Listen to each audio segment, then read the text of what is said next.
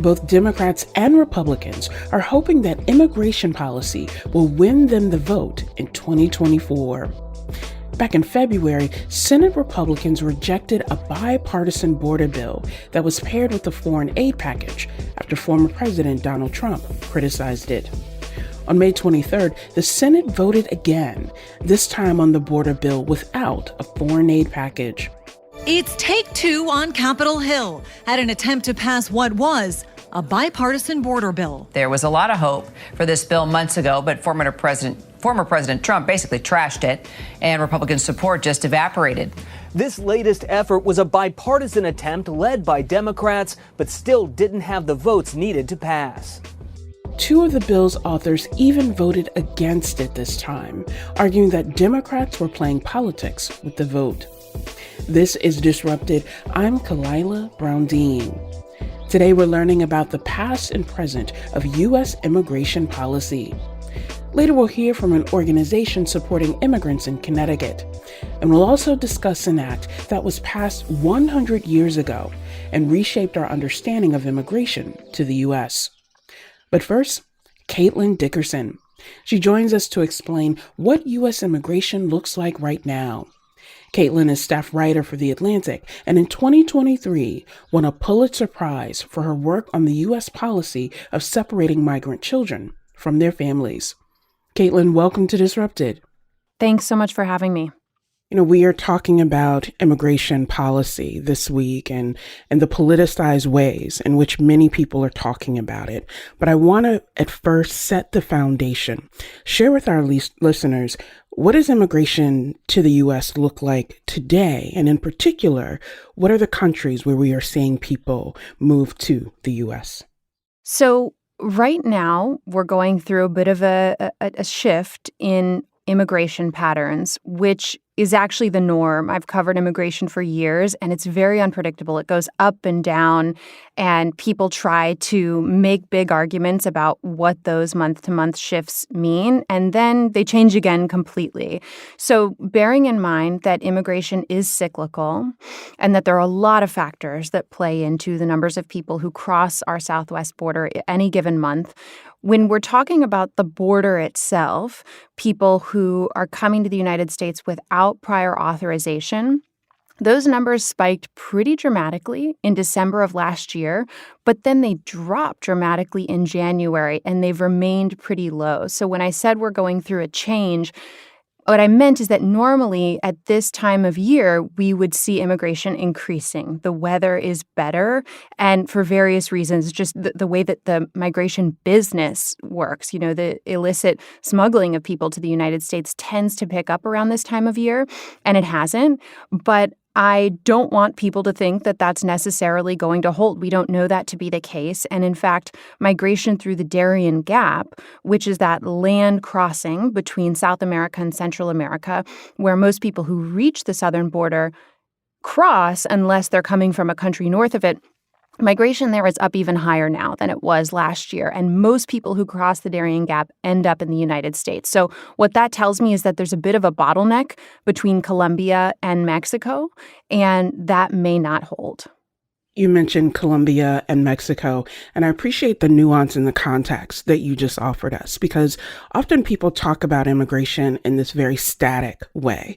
They don't account for the fluidity of where people are coming from, why they are coming to the U.S., and also, as you just said, when they choose to come, given whatever patterns that are happening. What do you see as the dominant reasons for why people are coming or trying to come to the United States at this time?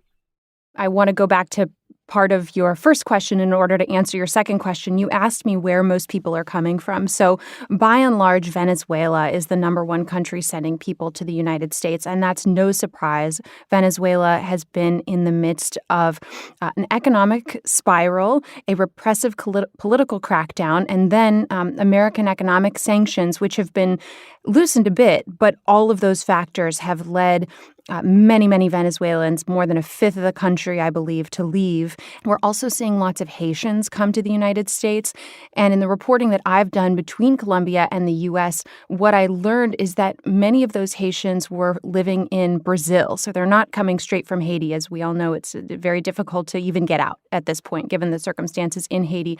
But there were many Haitians who'd moved to Brazil and even to Chile to do construction work years ago, even following the big earthquake in Haiti. And when the economy started to falter in Brazil and Chile, that has pushed Haitians north as well. And then there's also lots of instability right now in Ecuador. So we're seeing increases in people coming from Ecuador. And then those countries that we're used to seeing in the United States, right? So Guatemala, Honduras, and of course, Mexico. And I should always point out, people then get surprised when I tell them about a Ukrainian who crossed the border who I tell them about, or a Chinese person or someone from India, Bangladesh. There's always a really diverse mix of people crossing the U.S. border. So even though you're used to hearing about just a few countries, bear in mind that crossing the U.S. border, you have just about every region in the world represented. Gallup released a survey back in February, and the most common response when asked the question, what's the most important problem facing the U.S., was immigration. Why are so many people here in the U.S. talking about or thinking about immigration and really connecting that to the political choices they may make in the future? One of the first things that you learn covering immigration is that it's a very emotional issue, and that people's views tend to be based on what they can see and feel in their day-to-day life, what's readily visible to them. For a lot of Americans, that's difficulty, right? I mean, in some ways, we're still coming out of the 2007 economic crisis and 2008, but we're also going through this shift that has pushed factory work abroad, that has weakened unions and made it more difficult to make a comfortable life in the United States, particularly for Americans who don't have university educations. And then you see the spectacle of the southern border, which I'm sure we'll get into later, and it becomes this very easy scapegoat, which comes as no surprise to me because this is something that's come up again and again throughout U.S. history, really from the founding of our country. And even though we're seeing lots of reports right now, economic data showing that immigrants are driving the U.S. economy, are really keeping it afloat, have helped the United States to recover from the pandemic better than any other country in the world, it's not what people feel like they see and experience on a day-to-day basis, or it kind of robs them of this scapegoat that feels really easy to point to, which, of course, many of our elected officials have grasped onto. They've perpetuated these false narratives that are really compelling. And I think that's why you see so much concern about immigration, even when it's not supported by the data that look at American life and prosperity. We are headed into a presidential election in just a few months that it looks like the two major contenders will both be people who have served as presidents before, who have approached the issue of immigration, but also had lots of critics as well as supporters. Let's talk about the presumptive Republican nominee, former President Donald Trump. What is his record on immigration? Donald Trump ran in 2016 for his first term on a promise to essentially try to seal the border. And though he did not succeed, we saw crackdowns in just about every single type of migration. So as your listeners may recall, the Trump administration was at once really throwing spaghetti at the wall, trying every policy they could to block the southern border, prevent people from crossing it, at the same time that they were also adding new restrictions on skill-based migration, on family-based migration, legal migration, where people apply from permission from abroad. They have their applications processed and then are eventually allowed into the United States. Everything got slower and more cumbersome under the Trump administration. And that's interesting because it flies in the face of, I think, one of the things that seems to be helping right now Trump as a candidate, which is his record on the economy. And again, it's a perception more than it is the reality. But it's interesting, given, again, this data, this conclusive and very widespread or widely acknowledged data, right? It doesn't just come from one source saying that immigration itself really supports the economy. I think Trump's record, the sentiment, the action of having a very staunch support of being anti-immigration and wanting to clamp down on that mobilized a lot of people in 2020 to go to the polls, and not just at the national level, but we also saw that at state level races as well. So that was a key mobilizing force. And yet many people have asked, well, what exactly is President Biden's record on that? Because in some ways he was put forth as a counter to that anti-immigrant sentiment. What has been President Biden's record? And given the work that you've done for quite some time, do you see that as being markedly different from the approach of the Trump administration? President Biden's record on immigration has left a lot of Democrats somewhat flummoxed, particularly in the first couple of years when the harsh crackdowns on the border that stuck from the Trump administration, those that weren't eliminated based on legal challenges, have remained in place. And rhetorically, though our current President Biden has not engaged in fear mongering about immigrants in an active way, hasn't really tried to whip up stereotypical images of immigrants that make them seem like an inherent threat to the country. He has maintained these harsh border policies. At the same time, what the Biden administration says it's doing and has done is that they have expanded pathways to the United States legally, and they've also lowered the wait times that I mentioned grew significantly under Trump. So what they're saying is that they want to maintain tough border policies at the same time that they want to open offices abroad, particularly in Latin America, that will allow more and more people to apply for permission to enter the United States in advance, which will lessen the pressure and the overwhelm that the Border Patrol experiences, and they say create a more organized system for migration. It sounds really great. And as I said, right now, numbers across the United States border are somewhat surprisingly low. But I've been covering this issue long enough that I think it would be foolish to suggest that they've cracked this issue wide open for the long term. I think it's way too early for us to say that. Let's go back to a phrase you mentioned earlier, and that is the spectacle of the southern border. Back in 2020, literally 4 days before the world shut down because of COVID, I was at the southern border there as a part of a research team. And I was surprised by what I saw. I was surprised by what I was hearing, even as someone who has studied these issues for quite a long time. When you use the phrase spectacle, what is happening there that leads to that? But also, what are you seeing now that may be different from what you've covered in the past?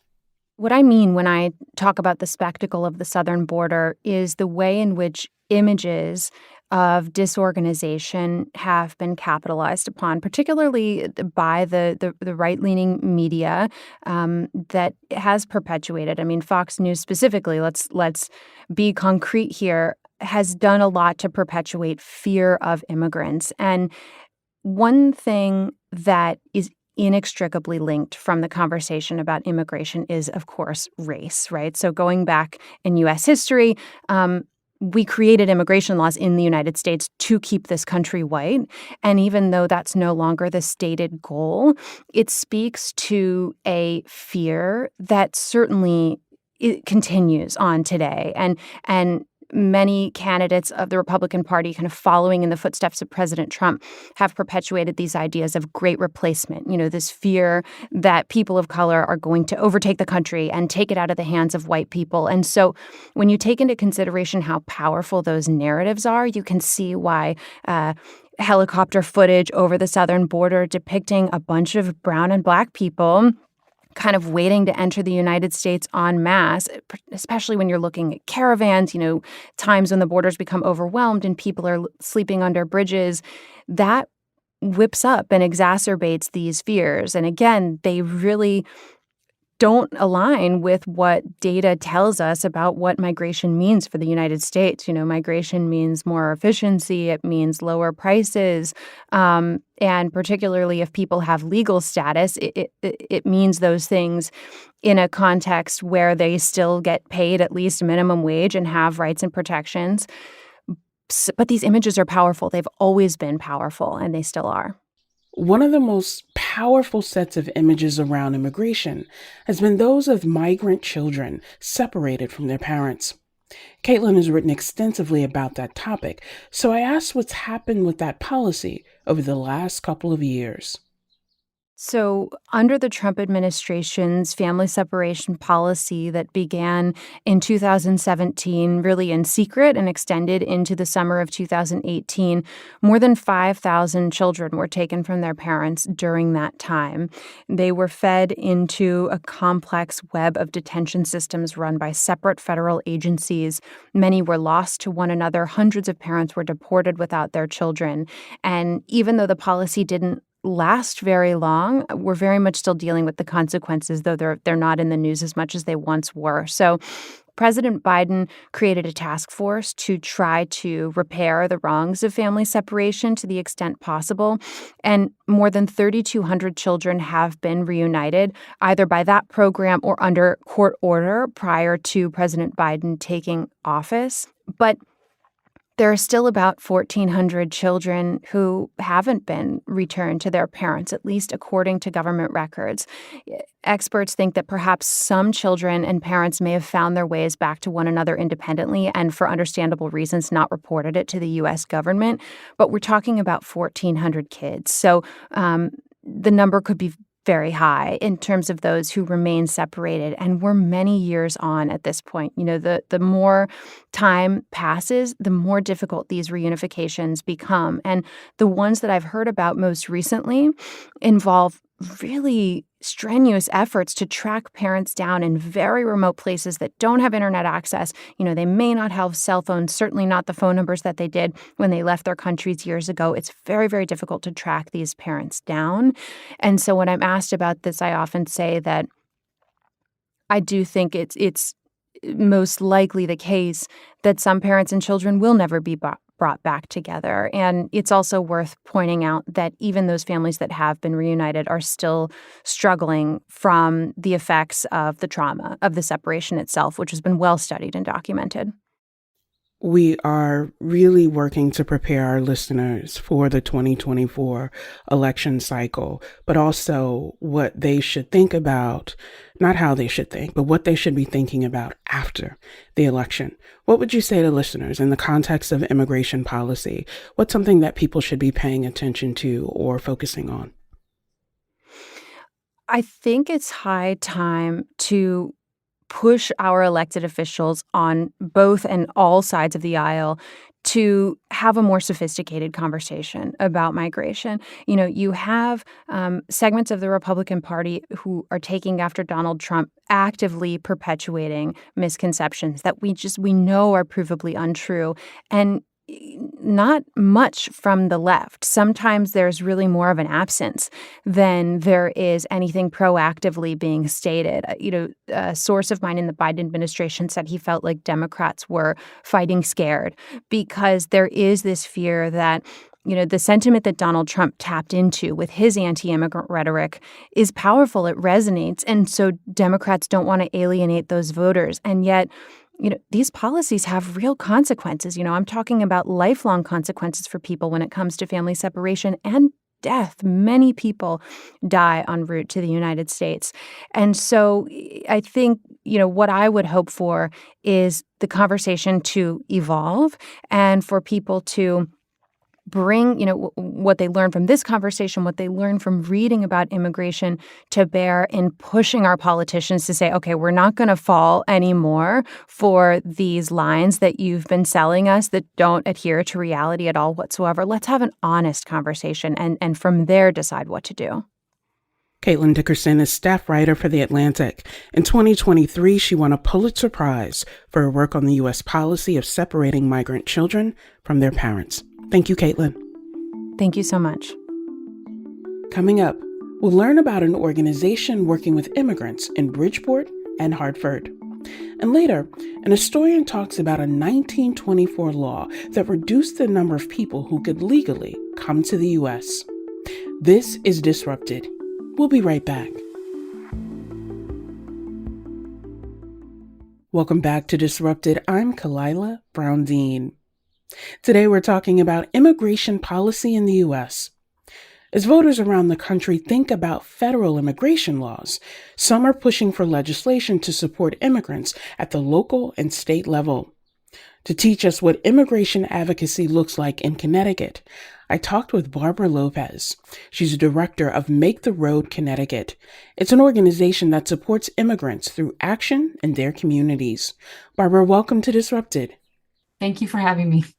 Before we talk about some of the big issues and challenges that we're seeing, not just in Connecticut, but across the U.S., I asked that you would share with our listeners a little bit about your organization and its origins here in Connecticut. Sure. So Make the Road Connecticut started back in 2015.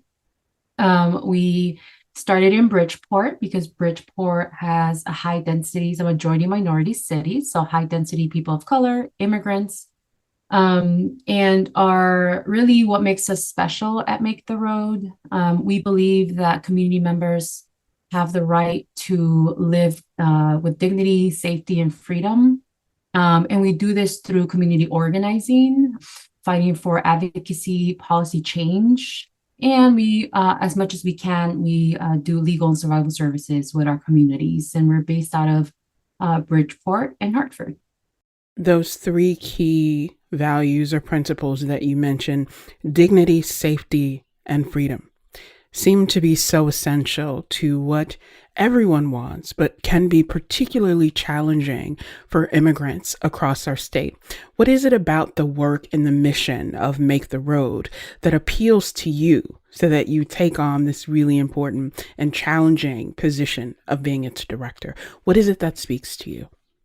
I'm first generation. From my parents were from Guatemala. So I was born and raised in the States, and I understand the impact immigration status can have on the family, right? So I understand the working hard, keeping your head down, the dream of my parents for me to go to school and graduate just high school to begin with, right?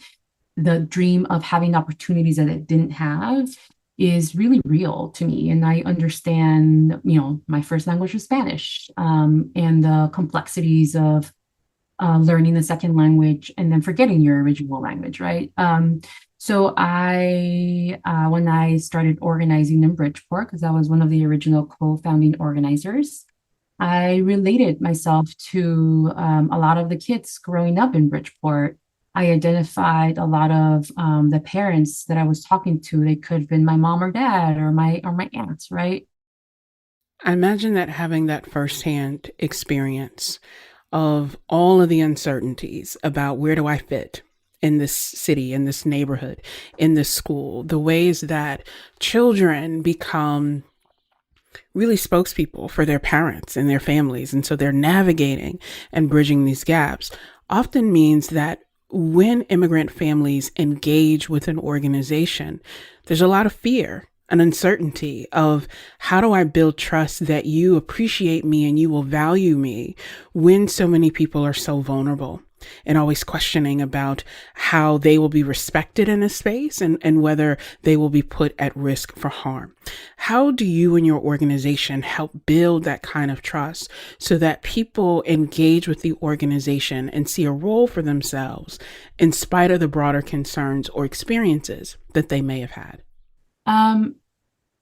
That's the work that I'm really proud of, right? We've been around for 9 years. I was around in the beginning where I would go into the community, either around the school, at a laundromat, at a bus stop and say, hey, I'm Make the Road. And we want to change what's going on with the disparities and discrimination around immigrant families. And like you said, the real fear of I don't know you. Are you trying to sell me something? Are you trying to steal my identity? Or are you undercover ICE agent, right? Those are real things. But I think one of the things that makes us really special is that we really focus on relationships, right? Relationship building over the years. It all starts with just a one-on-one and meeting people where they're at, if that's on the streets, if that's in the homes, if that's in church. And really listening to people's stories. People want to feel heard and people want to be seen and people want to be valued.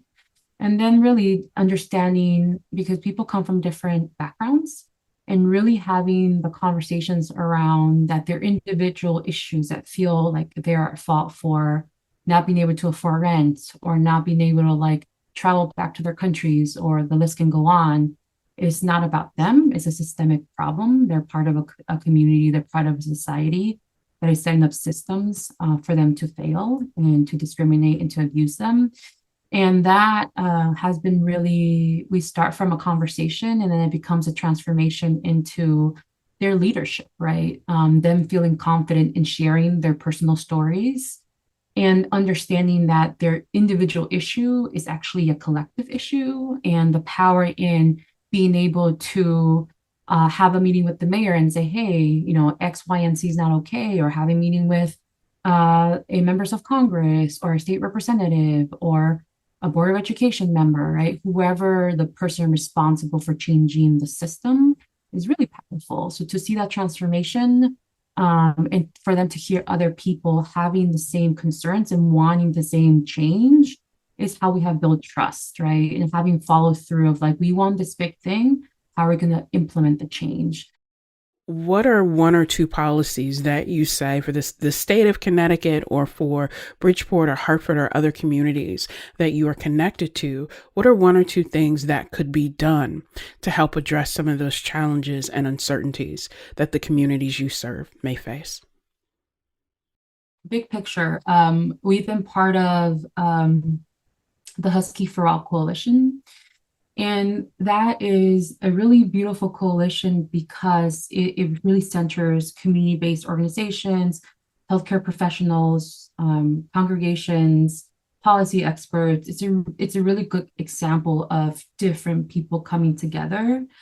And for that, Husky, for Husky for All, we mean it shouldn't matter your status for you to get preventative healthcare or to get treated for something. But that has been, at minimum, because it's been an issue for a long time, but at minimum, it's been like a 5-year struggle and fight, and it's been incremental changes. And we appreciate the incremental changes, right? We appreciate that pregnant women can get, prenatal care during their pregnancy and after their pregnancy, and that youth up to the age of 15 can qualify and then they can get grandfathered in.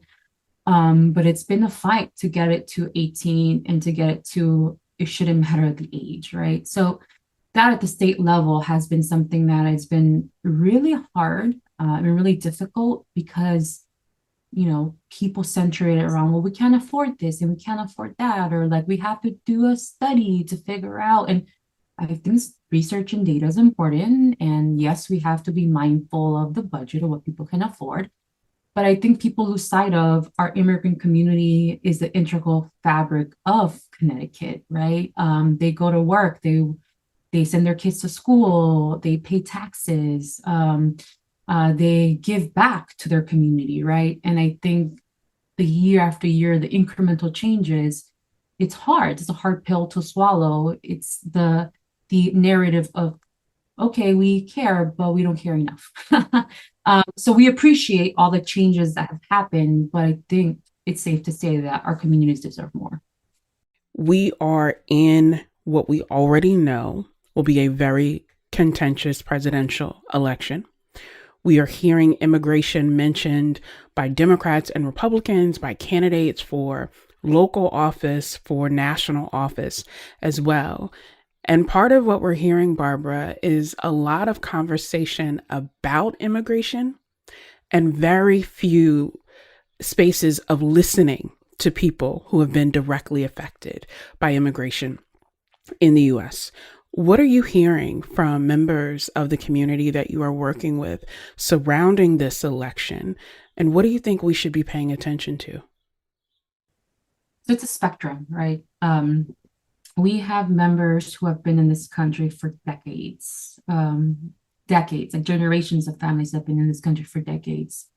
So part of it has been real frustration of the lack of a real immigration reform for those families, for a pathway to citizenship. So there's no way to cut that. It's real frustration. There is fear around who wins the presidency, right? There's real fear of like, our family's going to get separated.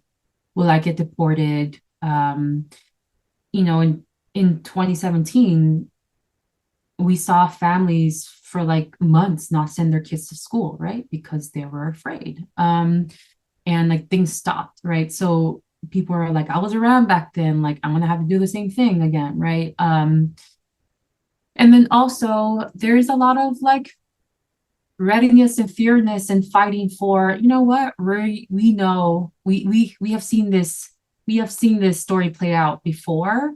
So there is a lot of conversations around strategy of like, what can we do in the first 100 days to come together to show our power, that we should be seen and heard and centered in the first 100 days of whoever takes presidency, right? I think that's been really energizing to hear from our community members, to hear from allies that we need to have a plan to throw down regardless. And also, again, we've seen the story played out before. Can we prepare? Can we have family preparedness where families can get all their documents together so they can feel safe? Can we do know your rights trainings? Once again, refreshers so people can feel, again, safe and empowered with knowing their rights.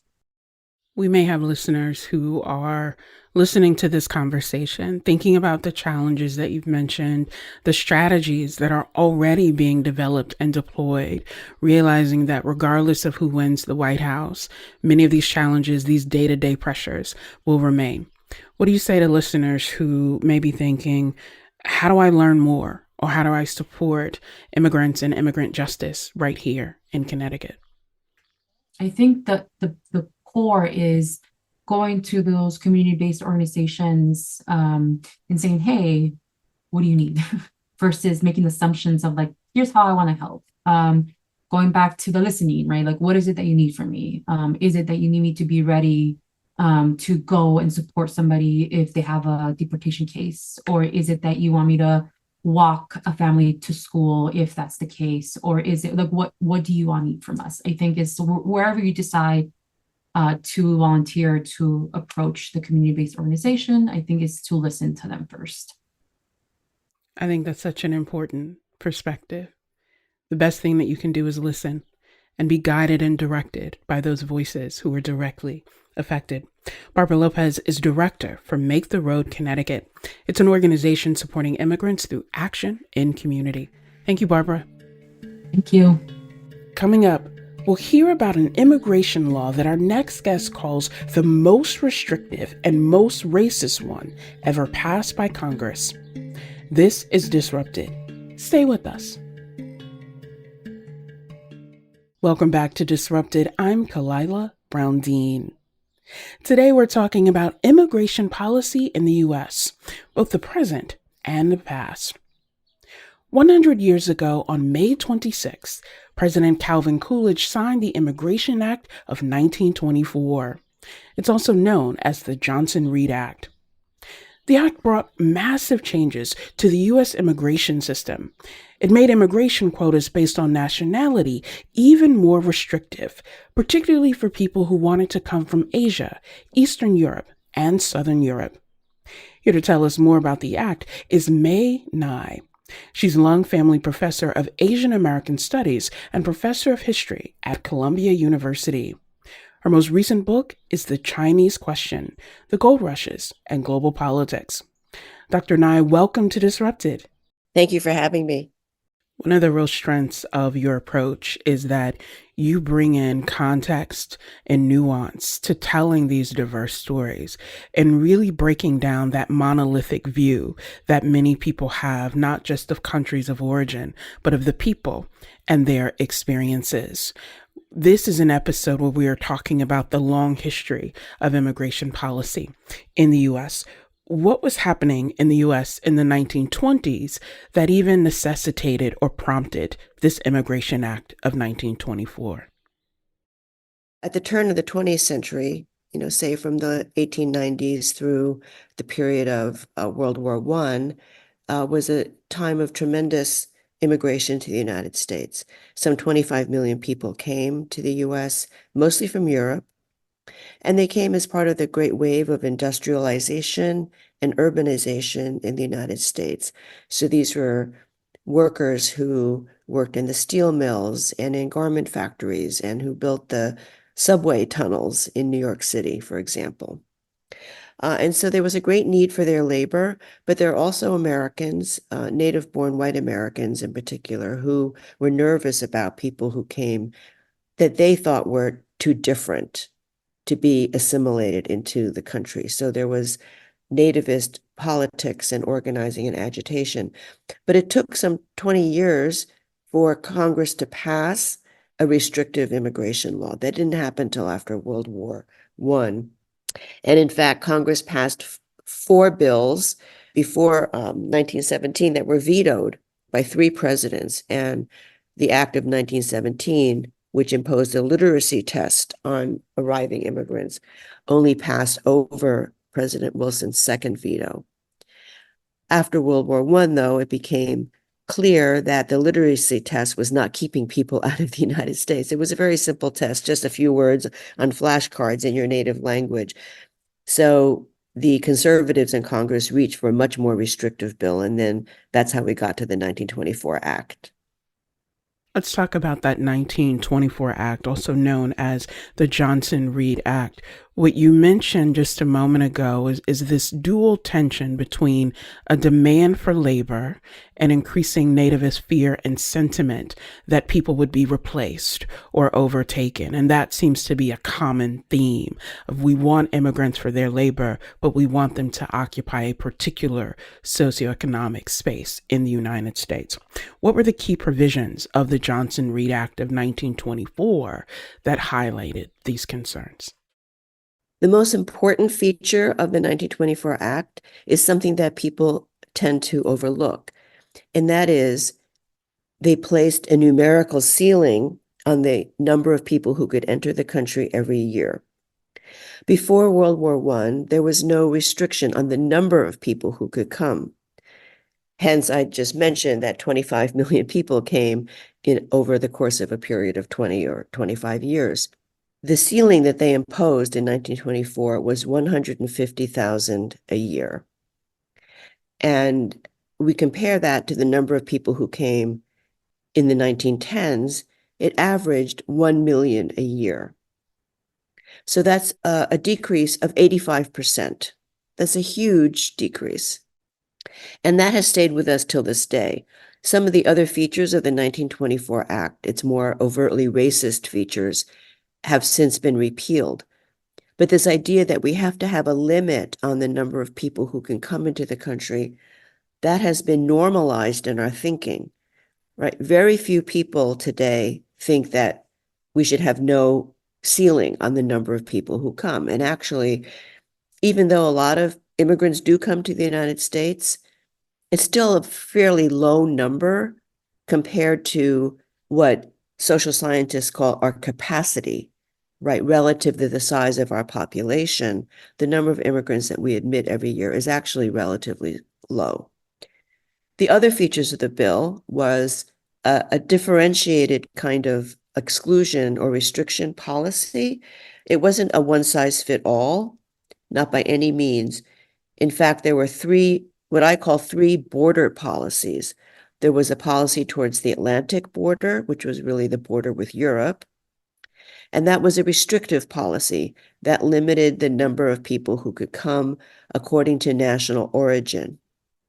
So they devised a system whereby people who came from Northern Europe and Western Europe had very large quotas, and people who came from Southern Europe and Eastern Europe had very low quotas. So, for example, the quota from Italy was about 3,000 a year, whereas the quota for Great Britain was, 30,000. So this was deliberately crafted in order to exclude the so-called new immigrants, the people who had come in the last wave, who were doing all the work to build up the country. There was a different policy for the Pacific coast or Asia. That was a policy of total exclusion. No people of Asian ancestry could enter the country, full stop. Then there was a third policy for the Western Hemisphere countries, for Canada and Mexico, but was really aimed at Mexico. And that was, curiously, a policy that had no national origin quotas. That border was technically open, and that's because the United States had both diplomatic and business interests with Mexico, as well as Canada. And they also operated under the view that Mexican immigrants didn't stay in the United States. They came as temporary workers. So they didn't think they needed to have a quota. So they felt they could have their cake and eat it too. You know, they could have Mexican labor work in the Southwest and open up the area for industrial farming. And then they figured they would all go back home at the end of the season. But they still tried to regulate the number of people who could come by controlling how many visas they issued. But the easiest way to come was actually without a visa. So it was a border that was easy to cross, but actually without papers. You have a forthcoming essay talking about the Immigration Act of 1924, and you write that it was the most restrictive and racist immigration law ever passed by Congress. Talk to us about that perspective. Well, it was the most restrictive in that it established the numerical ceiling, which we still live with today. But it was the most racist in that it was overtly aimed to exclude or restrict people from certain nationalities. Well, the racism still exists in our immigration policies. It's just more subtle. But there are some conservatives who want to go back to 1924. They want a more overt policy. You know, both Donald Trump and his Attorney General, Jeff Sessions, you know, during the first Trump presidency, they yearned for something like the 1924 Act. They said it was the perfect kind of immigration law. Donald Trump had said at one point that the perfect immigrant would be the person from Norway. You know, he also called migrants from the global south as coming from, excuse my French, whole countries. So they want a more overtly racist policy. Now, when I said that our policy today still has a lot of racist elements and it's more subtle, what I mean by that is we have a law today that is on its face treats everybody equally or treats all countries equally, right? So we don't have a policy of differentiated quotas where, say, Ireland gets a big quota and Italy gets a small one and China gets an even smaller one. We have one where everybody has the same number allocated to it every year. But what does it mean to have a policy of equal quotas? I should say that, you know, this was passed in 1965, and the repeal of the national origins quotas, which was, as I said, patently discriminatory, that was very much part of the ethos of the Civil Rights era, right? The 65 Act was the same year as the Voting Rights Act and came a year after the Civil Rights Act. So it was very much a civil rights immigration law. We'll treat every country the same. Countries cannot be reduced to that kind of formal equality. So, for example, we have a policy now that says India has the same number of new immigrant visas every year as does Belgium. And you can see right there, it's not an equal policy. So what you have as a result is very long lines, very long queue for new visas. 4 countries every year max out on their quota. And your listeners can guess what they are: Mexico, India, China, and the Philippines. So if your listeners are curious, they can go to the State Department's Visa Bulletin, it's online, and it'll tell you every month what the waiting time is for these countries. So for most countries in the world, there's only administrative wait. It's a very short wait. But for these 4 countries, the wait can be 4 years, 5 years. It could be 15 or 20 years, depending on the category. So is that a deliberately racist policy? Well, maybe not in its intent, but in its practice, it discriminates, and it results in people taking huge risks who want to come to this country and feel they cannot afford to wait 5 years or 10 years or 20 years for a visa. You know, the undocumented or unauthorized migration is a direct product of our visa policy. The other point, Professor, we are heading into an election year where immigration is front and center for many people, whether that importance of immigration policy is grounded in truth or grounded in fear. Given your background, your scholarly interest, what are you paying attention to as we hear immigration thrown about really by Democrats and Republicans as a key issue? What are you paying attention to? Well, when Trump ran for president the first time, he made immigration his calling card, right? He started his campaign with a rant against Mexicans that I won't repeat. It was very ugly. Some people will recall that.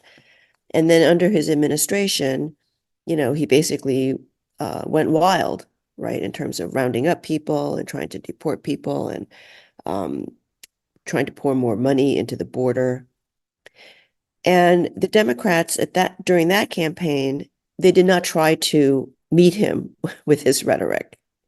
And when Biden was first elected, the first thing he did was he canceled all of Trump's executive orders, because Trump did what he did mostly through executive order. He didn't want to bother with the messiness of actually having to pass a law.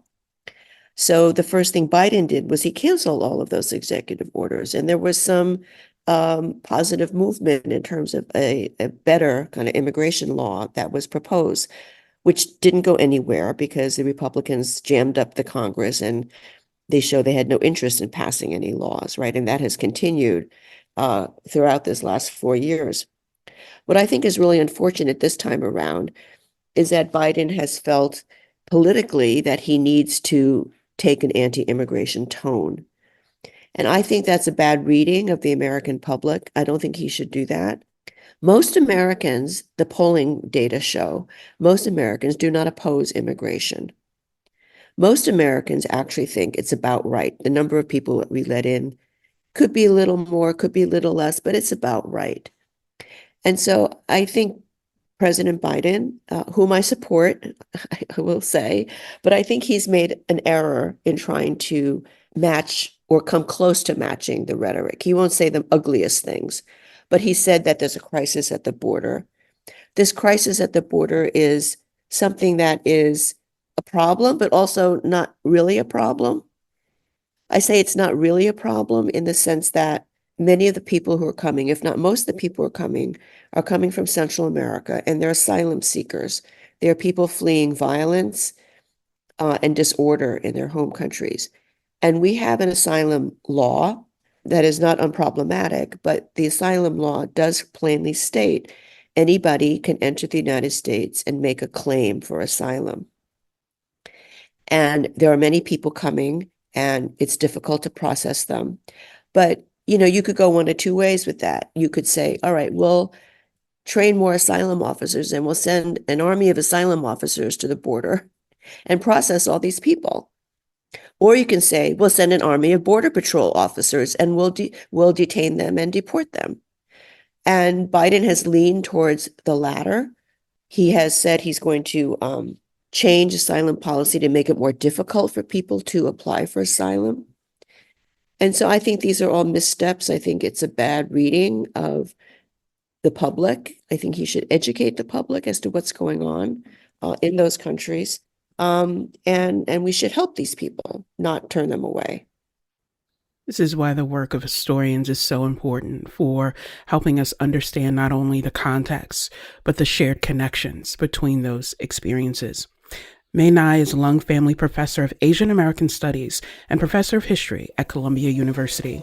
Her most recent book is The Chinese Question, The Gold Rushes and Global Politics. Thank you, Professor. Thank you so much for having me. It's wonderful talking to you. Disrupted is produced by Kevin Chang Barnum, Wayne Edwards, Meg Dalton, and Katie Tularski. You can listen to all the previous episodes of Disrupted by finding us wherever you get your podcast. I'm Kalila Brown Dean. Thanks for listening.